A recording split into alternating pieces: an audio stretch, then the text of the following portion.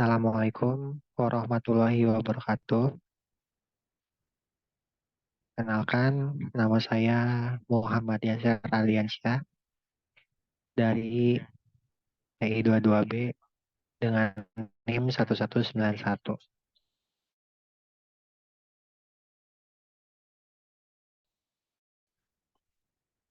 Yang ter-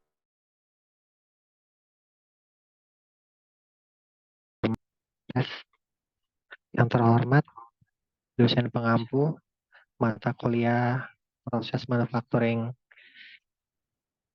Bapak Insinyur Fatur Rahman, STMT. Izinkan saya untuk mempresentasikan untuk memenuhi tugas minggu ini, yaitu dengan judul proses manufacturing plastik. Baik, saya mulai saja ya.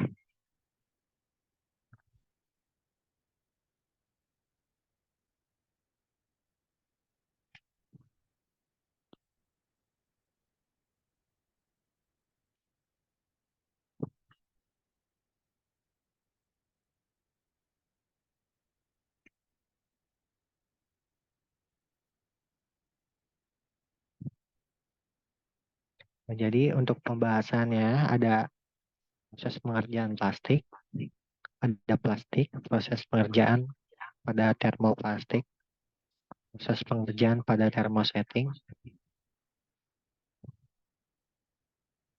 Yang akan saya bahas yaitu pengetahuan umum tentang plastik.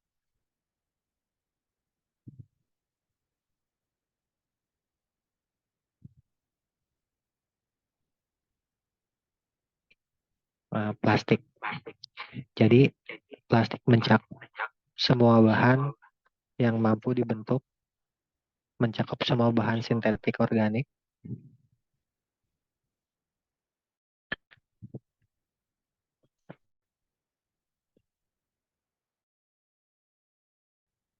sintetik organik yang berubah menjadi plastik.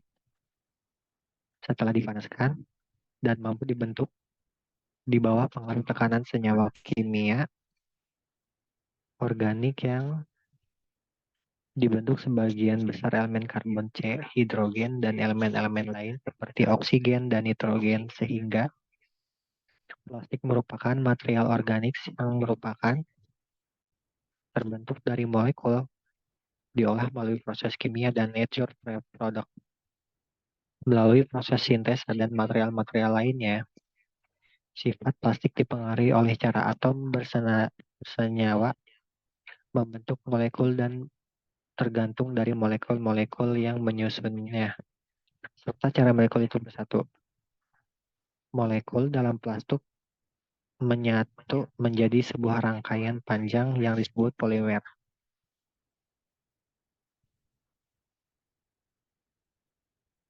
Bahan plastik terdapat dari batu bara dan minyak bumi. Melalui menara Fraktier dihasilkan 4% plastik PE dan PVC, di mana cara pembentukan makromolekul melalui polimerisasi yaitu menyatukan beberapa molekul yang serupa, di mana membentuk molekul besar polimerisat, contohnya PVC, PS, PMMA, PE.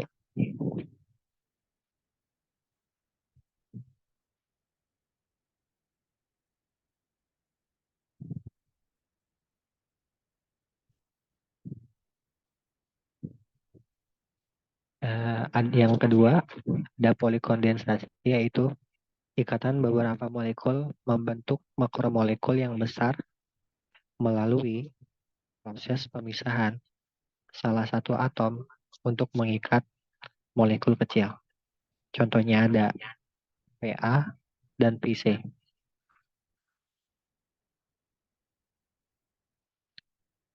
Yang kedua ada metode pengerjaan plastik secara umum.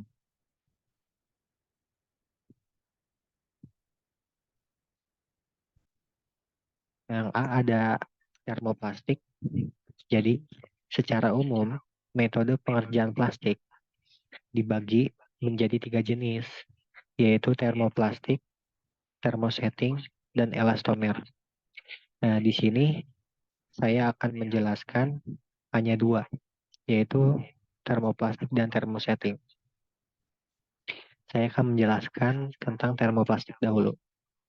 Termoplastik yaitu bahan plastik yang bersifat lentur bila dipanaskan atau dibentuk dengan panas dapat didaur ulang, dapat diproses kembali dengan pemanasan dan penekanan menjadi bentuk baru.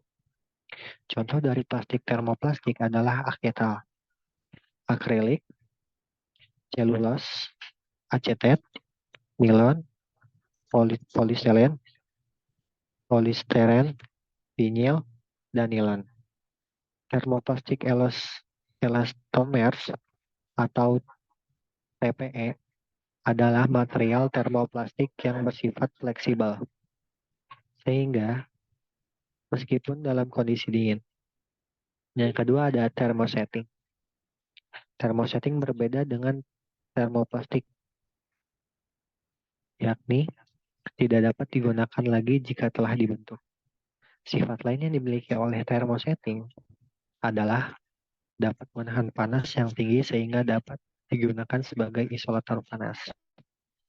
Contoh dari plastik jenis thermosetting adalah yaitu amino, epoxy, phenolic, polyesters, butyl, latex, neopren, nitrile, polyurethane, dan silikon.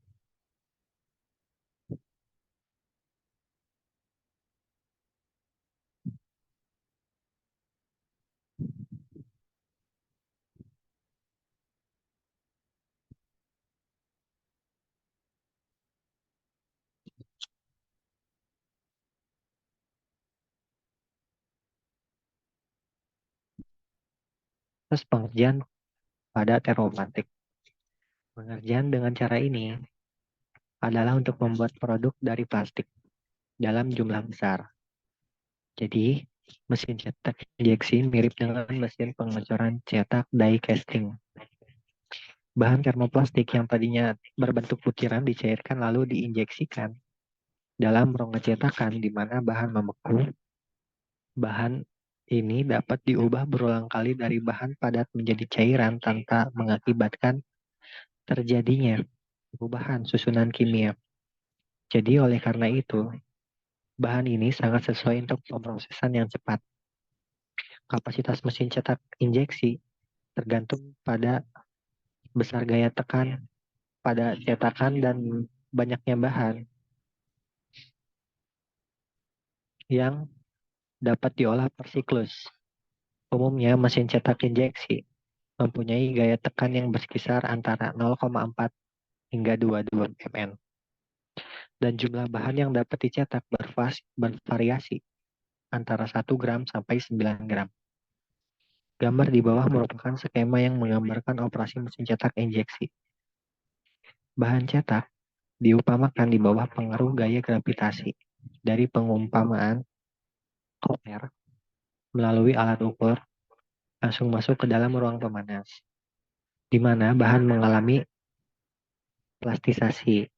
Selanjutnya, diinjeksikan ke dalam cetakan tertutup di bawah tekanan yang cukup besar. Produk cetakan di bawah pengaruh tekanan yang cukup besar, produk cetak akan mengeras dalam rongga cetakan di bawah pengaruh pendingin air yang bersirkulasi melalui saluran-saluran dalam cetakan. Suhu ruang pemanas pada cetakan diatur antara 120 sampai 260 derajat Celcius, tergantung pada bahan dan besarnya cetakan yang digunakan. Selanjutnya, pada beberapa jenis mesin cetak, proses injeksi untuk bahan termoplastik menggunakan mesin ulir umpan balik. Menggantikan mesin penekan, dari pengumpan bahan dialirkan ke skrup yang berputar pada membawa bahan ke bagian depan dari tabung ekstrusi. Panas dihasilkan oleh pemanas listrik yang mengelilingi silinder. Skrup ditambah panas gesekan yang timbulkan skrup yang berputar. Skru berputar terus dan bahan yang terplastisir masuk ke dalam cetakan. Bahan tersebut akan berada di situ sampai membeku. Suatu katup akan menghalangi bahan masuk kembali ke dalam cendel ekstrusi. Keunggulan cetak injeksi termoplastik di antaranya. Yang pertama, jauh lebih cepat dibanding cetak tekan. Yang kedua, ada cetakan berada pada suhu tetap biasanya 75 sampai 95 derajat Celcius. Siklus produksi berkisar antara 2 sampai 6 cetakan per menit. Harga cetakan lebih murah karena lebih sederhana. Seterusnya, berbagai bentuk produk, baik rumit maupun yang tipis, dapat dihasilkan. Yang terakhir, ada pemakaian bahan hemat karena skru dan saluran masuk dapat digunakan kembali. Dan berikut ada contoh gambar mesin cetak injeksi untuk plastik.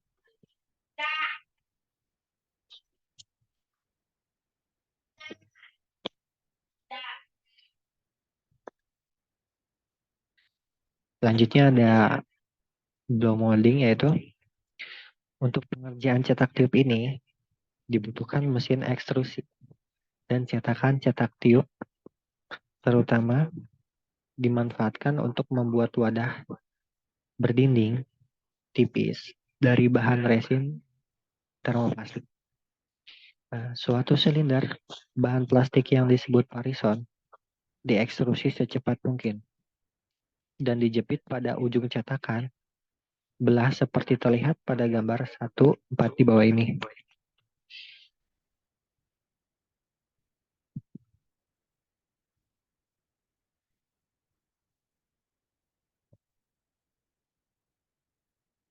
Nah,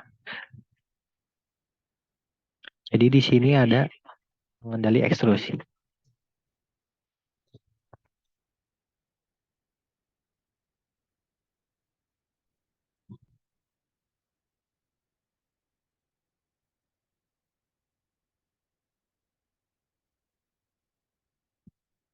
Jadi ini untuk keseluruhan mesin cetak tiupnya. Baik, selanjutnya ya. Nah, pada waktu cetak ditutup, horizon dipotong akibat tekanan udara yang memadai akibat tertekan ke, ke permukaan cetakan.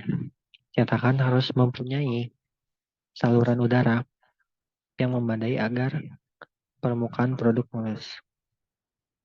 Segera setelah produk cukup dingin, cetakan dibuka dan produk dikeluarkan. Proses cetak tiup mirip dengan proses pembuatan botol dalam industri gelas. Pada gambar 1.4 tampak sebuah mesin untuk membuat botol secara kontinu.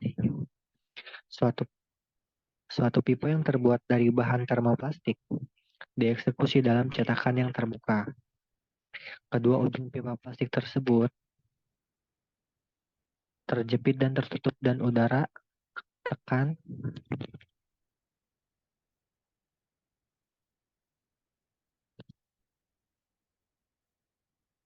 melalui pipa pusat dalam kepala cetakan. Contoh produk cetak tiup diantaranya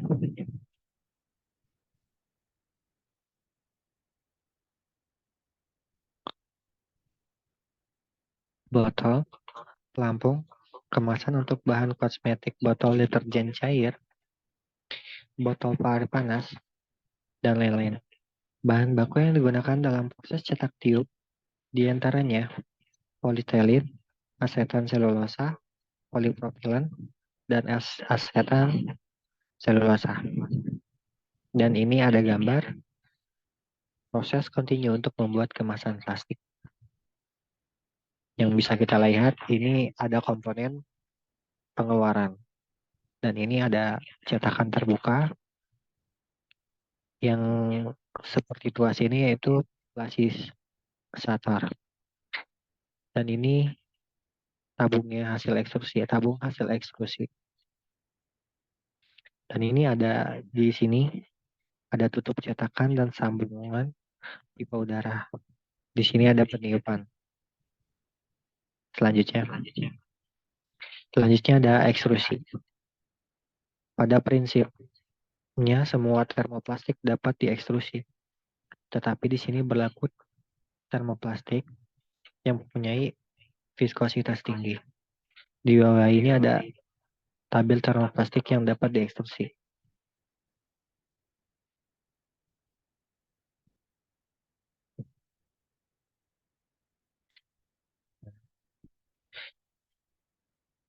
Jadi, untuk bahan yang dapat diekstrusi yaitu yang pertama ada CA dengan temperatur pengerjaan 160 berbanding 200 derajat Celcius dengan contoh pengerjaan profil lembaran pipa.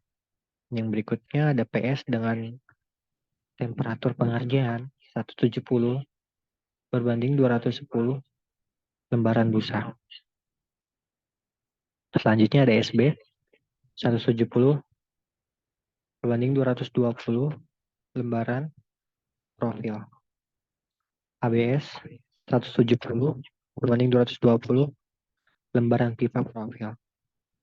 LDPE 130 200 derajat Celcius lembaran pipa profil. Lembaran bungkus kawat. Yang selanjutnya ada HDPE 140 220 derajat Celcius pipa lembaran bungkus kawat pipa pengikat. Selanjutnya ada PP 180 derajat Celcius temperatur pengerjaan dengan contoh pengerjaan pipa lembaran pipa pengikat. Dan PVC keras ada dengan temperatur pengerjaan yaitu 180 berbanding 200 pipa profil lembaran.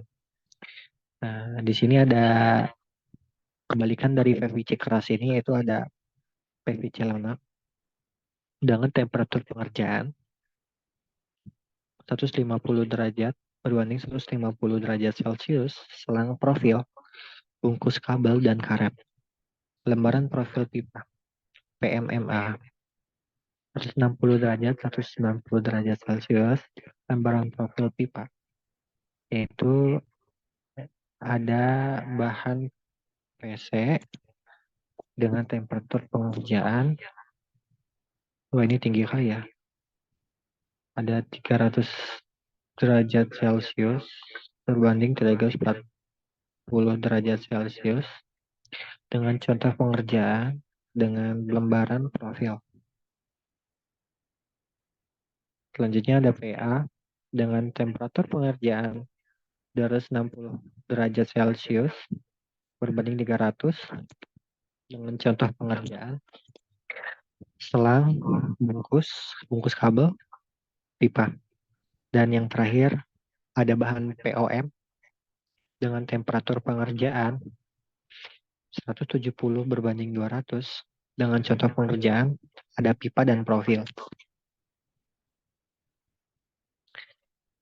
Terusnya ada bentuk-bentuk yang biasanya diekstrusi dan prinsip kerja mesin ekstrusi.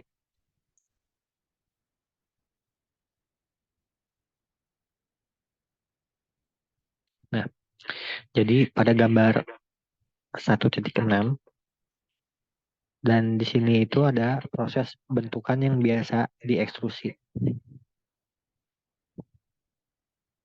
Seperti ini. Dan pada gambar 1.7 ini bagian-bagian mesin ekstrusi. Di nomor 1 ini ada extruder dengan komponen extruder ini. Yang kedua ini ada cetakannya. Di sini ya. Yang ketiga ini yang ini untuk kalibrasi. Yang keempat ada bak air di sini. Kelima ini ada penarik di sini. Dan yang keenam, di sini tempat pemotongan. Dan yang ketujuh, ada penyusun.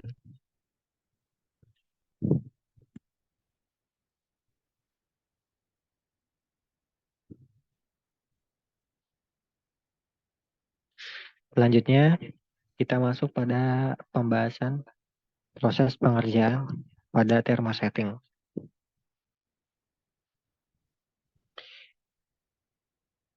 Dan layup. Proses ini adalah proses pengerjaan yang termurah, di mana di sini kita hanya membutuhkan model sebagai cetakan dan beberapa peralatan lainnya seperti kuas, roll busa, roll grip, terbuat dari PTPE, PTFE, PE atau aluminium. Nah, ini untuk contoh gambar pengerjaan plastik dengan layup. Di sini ada resin, mat, mold, dan ini seperti roller. Dan untuk cara mengerjakannya yaitu siapkan cetakan. Cetakan biasanya terbuat dari kayu, gips atau metal. Berikutnya ada lapisi cetakan dengan bahan pemisah. Bahan pemisah ini nanti akan maaf, akan menjaga sampai resin melekat pada cetakan. Nah, selanjutnya yang ketiga yaitu lapisi cetakan dengan resin dengan menggunakan kuas. Dan yang terakhir yaitu setelah resin, lapiskan potongan serat gelas dalam bentuk lembaran, ditekan juga dengan menggunakan roll. Nah, untuk mendapatkan ketebalan yang diinginkan, tinggal mengulang urutan seperti di atas.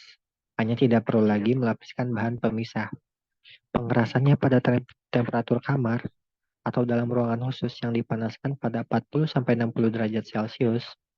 Adapun ciri-ciri dari proses pengerjaan ini, diantaranya untuk produk dengan jumlah yang sedikit, bagian luar produk harus, dan bagian dalam produk tidak presisi. Sebagai contoh, papan seluncur perosotan, bak mandi, kursi pada bus, dan lain-lain. Selanjutnya ada reaction injection molding atau RIM. Untuk pengerjaan dengan proses injeksi ini, dibutuhkan cetakan tertutup. Kemudian dengan vakum atau dengan tekanan campuran resin, diinjeksikan ke dalam cetakan. Pengerasan bisa dengan suhu kamar atau langsung bila cetakannya dari metal dipanaskan pada cetakannya. Dan ini ada contoh gambar pengerjaan plastik dengan RIM.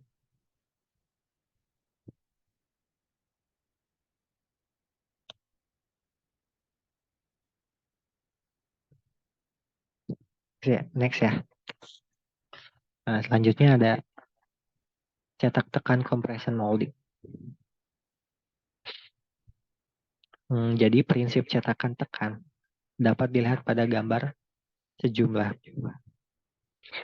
bahan dimasukkan dalam cetakan logam yang telah dipanaskan terlebih dahulu. Ketika cetakan ditutup,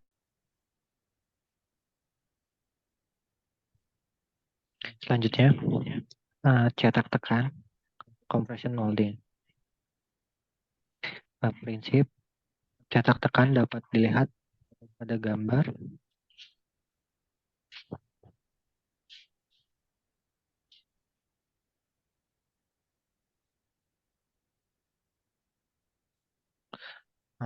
Sejumlah bahan dimasukkan dalam cetakan logam yang telah dipanaskan terlebih dahulu. Ketika cetakan ditutup, bahan yang telah lunak tertekan sehingga mengalir mengisi rongga cetakan. Bahan yang digunakan dapat berupa serbuk atau tablet membentuk tekanan yang lazim digunakan berkisar antara 0,7 sampai 55 MPa. Tergantung pada bahan yang digunakan dan bentuk produk, suhunya berkisar antara 120 hingga 205 derajat Celcius. Panas sangat penting bagi thermosetting karena pertama-tama diperlukan untuk plastisasi, kemudian untuk polimerisasi atau pengerasan serbuk untuk dipanaskan secara merata Suatu hal yang cukup sulit karena daya hantar panas bahan tidak baik. Suatu siklus pemanasan dan pendinginan cetakan yang dapat akan menimbulkan kesulitan. Produk mungkin cacat sewaktu dikeluarkan bila pendingin cetakan tidak sempurna. Ada berbagai macam jenis mesin pres hidrolik, mulai dari yang dikendalikan oleh tangan sampai dengan yang otomatis. Fungsi dari pres ialah memberikan tekanan dan panas yang cukup sekaligus sehingga terjadi plastisasi yang sempurna dari bahan.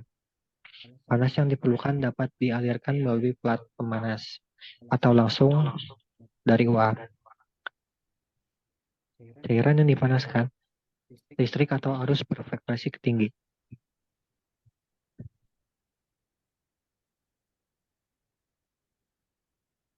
Hmm.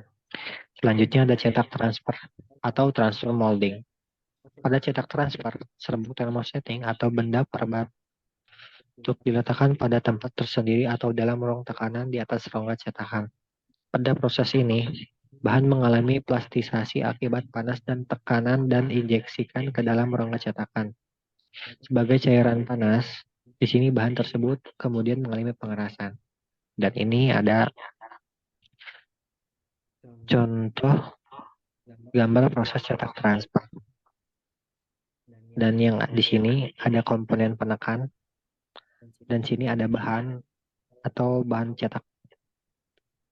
Nah, di sini ada komponen rongga cetakan ya, berongga dia. Terus di sini ada gerak mesin cetak. Dan ini cetakan tertutup. Ini untuk saluran pemanas X ya. Ada spraying. Pengerjaan plastik dengan cara spraying menggunakan suatu alat penyemprot yang dikendalikan oleh seorang operator atau kontrol komputer. Dan hal ini merupakan hal yang cukup populer yang digunakan sejak pertengahan abad 21. Hal ini dimungkinkan dengan secara hati-hati meregulisasi deposit material dan akan sangat efektif dalam pembentukan plastik di industri. Pembentukan produk dengan cara spray sering digunakan sebagai komponen pendukung untuk struktur solid dan aplikasi lainnya. Alat penyemprot itu sendiri biasanya dilengkapi dengan mekanisme yang dapat memotong serat fiber menjadi helai-helaian, yang kemudian didistribusikan sepanjang permukaan cetakan. Selanjutnya, kemajuan teknologi dengan cara spray telah terbukti lebih efisien dan merupakan sistem penyemprotan yang lebih bersih. Dengan mengurangi emisi stirena, kapasitas penyemprotan yang lebih besar dan keseragaman lebih baik di antara pola penyemprotan. Alat penyemprot dihasilkan dengan konfigurasi yang bermacam-macam, masing-masing dengan kemampuan yang berbeda.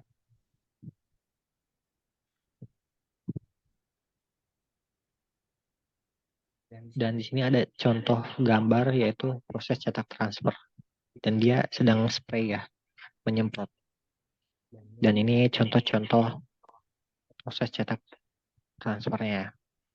Jadi produk yang dihasilkan dari proses pengerjaan ini adalah rak piring, bagian belakang wajan, saklar lampu, stop kontak, dan lain-lain.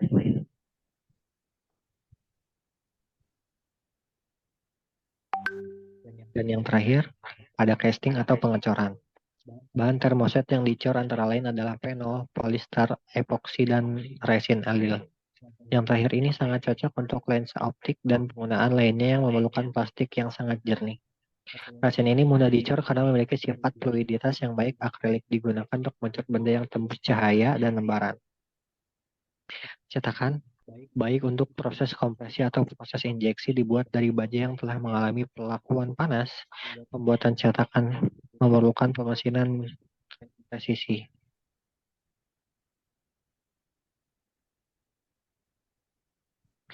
Yang sama dengan cetakan untuk pengecoran tekan, pada logam terdapat perbedaan dalam konstruksi karena ciri khas bahan yang diproses diantaranya. Yang pertama diperlukan tirus dan sudut-sudut untuk memudahkan pengeluaran benda dari cetakan. Yang kedua, ada pen injector, hendaknya ditempatkan di titik-titik di mana jejak pen tersebut tidak mengganggu. Plastik mengalami penyusutan antara 3 hingga 0,003 hingga 0,009 per milimeter atau 0,3 sampai 0,9 sen. Itu pun tergantung pada jenis bahan dan cara pemrosesan. Ada dua jenis cetakan tekan, yaitu yang pertama ada cetakan tangan. Cetakan ini diisi dan dibongkar di atas bangku pada press terdapat sarana pemanasan dan pendinginan. Cetakan semi otomatis, cetakan ini terpasang kokoh pada mesin press dan dipanaskan atau didinginkan oleh plat. Pada waktu cetakan membuka, benda dikeluarkan secara otomatis dari cetakan jenis tunggal ataupun ganda. Cetakan injeksi terdiri dari dua bagian. Satu bagian yang terpasang dan bagian lainnya yang dapat digerakkan. Permukaan kedua bagian ini diselesaikan dengan teliti dan saling menutupi dengan tepat. Ruang cetak harus sentral terhadap saluran turun pada cetakan terhadap sehingga bahan dari tekanan diteruskan secara merata. Pemandu dilekatkan pada belahan cetakan, namun sebaliknya diusahakan agar bagian luar dari benda cetak terdapat di belahan cetakan tetap. Pada proses pendingin, bahan cenderung menyusun dan terlepas dari dinding cetakan produk. Kemudian dapat dikeluarkan bila cetakan dibuka, produk yang masih melekat pada inti bahan cetakan yang dapat bergerak dikeluarkan dengan menggerakkan mekanisme ejektor. Pada cetakan injeksi terdapat saluran pendingin pada kedua belahan cetakan agar dapat dijaga suhu benda cetak yang uniform yang umumnya terbuat dari bahan termoplastik. Bahan didesak masuk ke dalam cetakan di bawah tegangan 30 sampai 210 MPa dan memasuki ruang cetak pada suhu sekitar 50 derajat Celcius. Benda dikeluarkan oleh pen ejector atau plat setelah cetakan terbuka. Inti yang diperlukan diletakkan pada belahan cetakan yang bergerak. Karena penyusukan, ada kecenderungan dari produk untuk melekat pada inti, sehingga memudahkan pengeluarannya dari belahan cetakan. Tetap ketika cetakan dibuka, saluran udara yang memungkinkan keluarnya udara yang terperangkap sangat kecil dan dibuat sedemikian sehingga memudahkan keluarnya udara dengan cepat. Dan ini ada contoh gambar skena perubahan sistem plastisol dari dispersi liquid ke solid. Kita langsung aja ya. Kita akhiri. Baik. Saya tutup. Sebelumnya terima kasih. Assalamualaikum warahmatullahi wabarakatuh.